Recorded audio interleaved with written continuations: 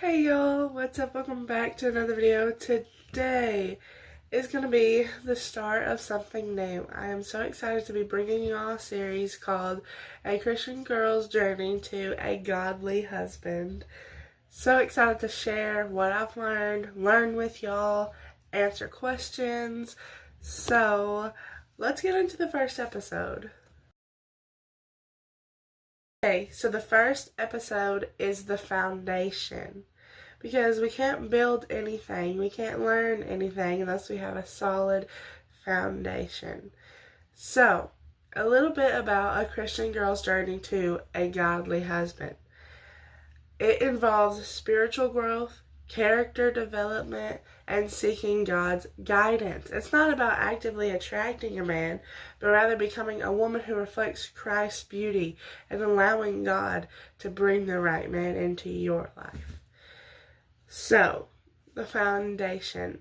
How to prepare a good foundation for a godly husband. I have 5 steps that I want to share with y'all. And this is just going to be kind of like the introduction video. We're going to dive into so much more stuff with timeline, dating to marry, the right one. We're going to have so many different episodes. So excited for the series. So let's dive into the 5 steps. So these are 5 steps on how to prepare yourself and build a good foundation for a godly husband. Number 1 is pray. Ask God to bring the right man into life and to help you grow into a godly wife. Because God's not going to bring you a godly husband unless you are a godly wife. That's why we really got to think, am I ready yet? Or does God see more than I see? So we're definitely going to jump into that whenever we do the timeline video. But this is pray. Ask God continually. We're going to go to some verses for these in the Bible. I just have a King James Version Bible. I have the study journal Bible. So I would suggest if you are a writer to get this study version where you write or you can draw little things. But I just got this Bible like 2 years ago, and I really do love it. So you can take little notes if you're someone who likes to highlight. Some people don't, which is completely okay. But for this verse, we're going to go to 1 Thessalonians 5:17, which says, pray without ceasing. Even if you say the same words, God, help my husband today. Lord, bring me my husband today. Lord, line it up. Let me walk in your will. Even if it's the same words every day, over and over and over and over again, multiple times a day, that's fine. God hears you. He listens to every single word that comes out of your mouth. And even if you're getting weary or if you don't feel like praying or you say, I've already prayed so much and it's not happening and I've already done this, and keep praying. Pray without ceasing, which means without ending. Always pray to God. Even if it's the same words, He knows. And He knows what you need. So whenever you go to Him and you say, Lord, give me what I need today. Work out in my relationship with my husband today. Then He's already working with exactly what you need. Whether that be today you need spiritual growth, or tomorrow you need emotional growth, or tomorrow He needs to keep your husband safe. He knows, because He knows everything. Whenever we just say, Lord, have your will and your way. Lord, do your plan. So pray without ceasing. Even if it's the same words, don't feel bad. If you don't have no words to say, He knows. He knows what you need. So Lord, help me. Lord, be with me. He knows exactly what that means. Even if you don't, He does. Now, number 2 is study the Bible. This right here is literally a cheat sheet to life. It has relationship problems. It has solving for healing, health, money, direction, jobs, family, children. Everything in this is a cheat sheet, a code, a map. He literally just gave us everything. And we act so entitled Lord, why is this happening? Lord, why is this happening? I don't know. I don't understand. I can't do it. When he literally gave you the outline. You can't build something, or you can't build a shelf from Walmart unless you have the instructions, unless you're like really smart and stuff. But anyway, so for me personally, let's speak for me. I need the instructions. If you're building Legos, I need the instructions, okay? So I'm so thankful that God gave us the instructions today. So we have to study it. Learn about God's will for marriage, for relationships. It's so much stuff on how to be a good, godly marriage in here. So learn about that. Learn about how it makes up the characteristics of a marriage, of, everything. God's perfect will for marriage is all in here. So study it, learn it. So we're going to go to 2 Timothy 2:15. And I'm going to show y'all where it says, study the word. Okay, 2 Timothy 2:15 says, study to show thyself approved unto God, a workman that needeth not to be ashamed, rightly dividing the word of truth. Study to show yourself approved. When you study, the more you know.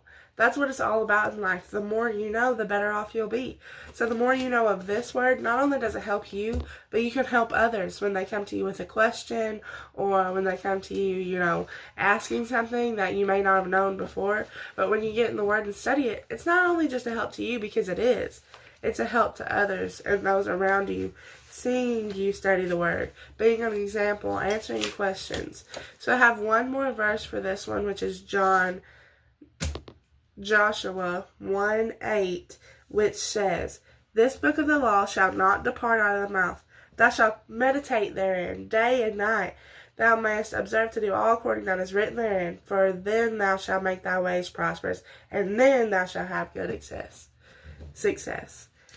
This book of the law shall not depart out of your mouth. Meditate day and night. This should always be on your mind, on your lips. And then it says at the end, then you'll have good success. Then you'll be prosperous. So we have to realize we got to do things in order to get things. Now, number 3 is seek counsel. Talk to trusted mentors or pastors, or even if it's your parents, your family, whatever. Seek guidance or encouragement from someone who is more experienced than you. Like I want to say, and I'm going to talk to my grandparents' story a little bit in another episode.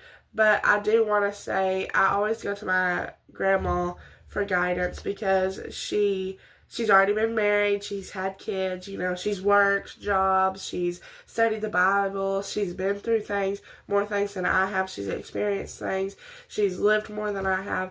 So I always come to her because she is wise and she gives me counsel that I need that is biblical. Go to someone who's going to give you biblical counsel. Because if you go to someone who's not giving you biblical counsel, don't take their advice. Go to someone who's giving you counsel that lines up with this. So for that scripture, we're going to go to Proverbs in the Old Testament, right after Psalms, Proverbs 12:15. And that says, the way of a fool is right in his own eyes, but he that hearkeneth unto counsel is wise. So let's just say we are offended at someone, and then we say, well, I'm going to ignore their text. Yeah, that sounds like a good idea. That's coming from our own hurts, our own thoughts, and so in our eyes, that's the right thing to do right now. But in someone who is like not involved, that's why you really need to talk to a pastor, a mentor, someone who can be biased in situations. Their counsel is wise because they don't have either or picking sides. They're literally just giving you biblical advice. Okay, now number 4 is engage in fellowship. Build relationships with other Christians who support and encourage you on your journey. So we're just going to move a little bit in Proverbs 27:17, which says, iron sharpeneth iron, so a man sharpeneth the countenance of his friend. So friends help each other, build each other up, godly friends. Always have to make note of that. If they are not lined up with the Word of God, don't take advice from them. Don't, unequally yoke yourself in friendships. Because you need friendships where y'all see the same. Y'all agree on the same things. And of course not everything, because that's just life. But I'm saying biblically, y'all have the same beliefs. Now, number 5, the last one, is take initiative. Be productive in seeking God's direction and actively participating in building a godly lifestyle. So, we're going to go real quick to Proverbs 16:3, which says, "Commit thy works unto the Lord, and thy thoughts shall be established." When we work towards something, God is going to meet us halfway. He's not going to have us push and push and push and push and work and then not do anything about it.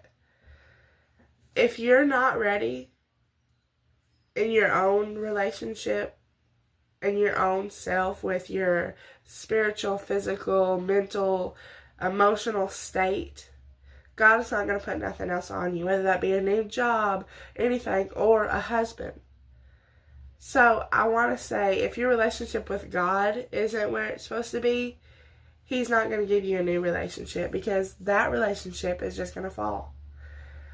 And God doesn't want to put the relationship with our spouse, with the one that He created for us, if we're not ready. Because if He did, let's just say, we're not ready, we don't have a relationship with God right, we don't have priorities in line, and then He brings us our spouse. That relationship is not going to work, because ultimately you have to have a relationship with God. So then it's just going to fall through the cracks. And the one God created for you is going to leave.